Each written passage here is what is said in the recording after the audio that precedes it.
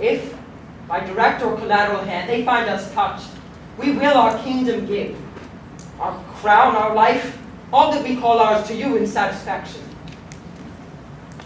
But if not, be you content to lend your patience to us, and we will jointly labor with your soul to give it to content. Let this be so. Her means of death, her obscure funeral, no trophy, sword, nor hatchment on her bones, no noble right, nor formal ostentation, cry to be heard, as from heaven to earth, that I must call in question. So you shall. And where the offense is, let the great axe fall. I pray you go with me.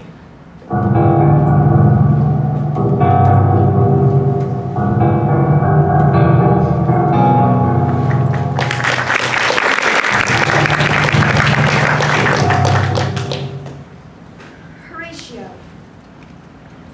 ere we were 2 days old at sea, a pirate, a very warlike appointment, gave us chase. Finding ourselves too slow to sail, we put on the compelled fallow, and in the grapple I boarded them. The instant they got clear of our ship, so I alone became their prisoner. They had dealt with me like thieves of mercy, but they knew what they did. I am to do a good turn for them. Let the king have the letters I have sent, and prepare thou to me with as much speed as thou wouldst fly death. The words that speak in thine ear will make thee dumb. And they are too light for the bore of the matter.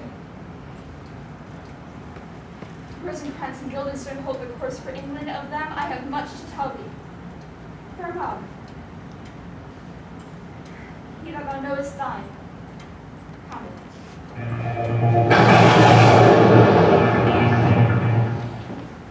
Now must your conscience my acquittance seal, and you must take me in your heart for friend.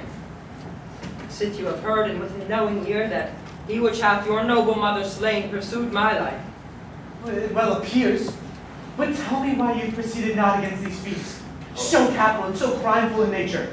Oh, for two special reasons, which may perhaps to you seem much unsoon, but yet to me they are strong.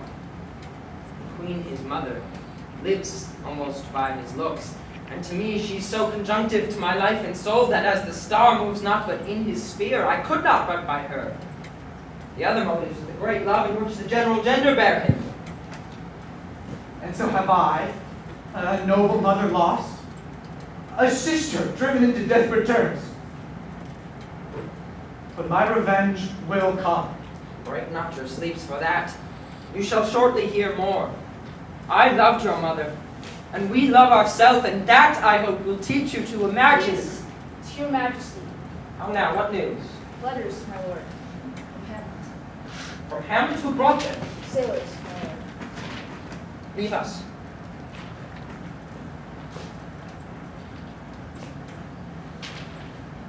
Will you be ruled by me? So you'll not overrule me to a peace? To thine own peace. I will work Hamlet to an exploit, now ripe in my device, under the which he shall not choose but fall. My lord, I will be ruled rather so you can devise it that I might be the organ. You've been talked of since your travels much, and that in Hamlet's hearing, for a quality wherein they say you shine, What part of this, my lord? for art and exercise in your defense, and for your rapier most especially. What out of this, my lord? Laertes, was your mother dear to you? Or are you like the painting of a sorrow, a face without a heart? Why ask you this? Hamlet comes back. What would you undertake to show yourself indeed your mother's son, more than in words? To cut his throat in the church. No place indeed should murder sanctuarize. Revenge should have no bounds. Good Laertes, will you do this? Hamlet, return shall know you are come home. We'll set on those who shall praise your excellence, and for your rapier most especially, bring you and find together and place a wager on your heads. He being remiss, most generous, and free from all contriving, will not peruse the foils, so that with ease or with a little shuffling, you may choose a sword unblunted, and, in a passive practice, requite him for your mother. My lord, I'll do it. And for that purpose, I'll anoint my sword. I'll touch my tooth with a contagion, so that if I gall him slightly, it may be death. Let's further think on this. This project should have a back or second that might hold. Let me see. We'll place a solemn wager on your colorings. I have it. When in your motions you are hot and dry, and make your bouts more violent to that end, and he calls for drink, I'll have preferred him a chalice for the nonce, whereon but sipping, if he perchance escape your venom stuck, our purpose may hold there. And now, sweet queen.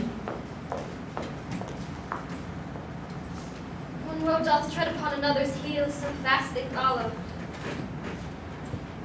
Your sister's drowned, Laertes. Drowned? Where? There grows a willow scant a brook that shows his hoarse leaves in the glassy stream.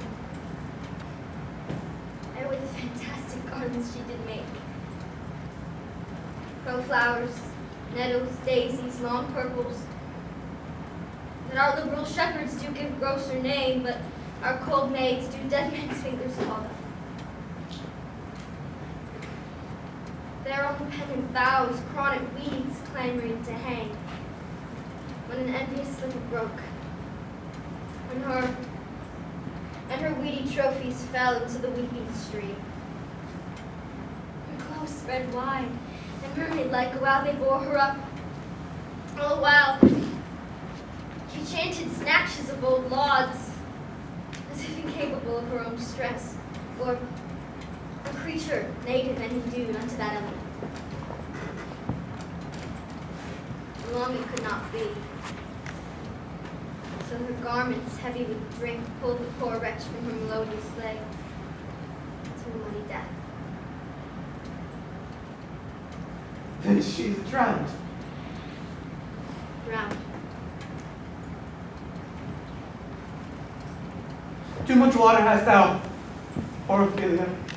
Therefore I forbid my tears. Adieu, my lord.